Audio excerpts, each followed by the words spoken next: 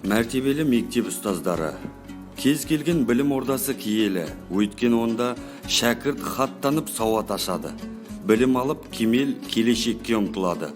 Білімсіз еш мемлекет өсіп өркендемейтінін, ешбір қоғамның алға жылжымайтынын тарих талай рет дәлелдеді. Сондықтан да бүгінгі егеменді еліміздің қалыптасуына Маңғыстау облысының әр өңіріндегі әрбір мектептің қосқан үлесін ерекше атауға болар еді. Маңғыстау жеріндегі сондай қасиетті ордалардың бірі Тұщықұдық ауылындағы Сәттіғұл Жаңғабылов орта мектебі мен Таушық ауылындағы Шахта орта мектебі еді. Шәкірттерге білім дәнін егіп, нәрін беруден әсте жалықпаған ұстаздар қауымының да есімін құрметтеу абзал һәм борыш.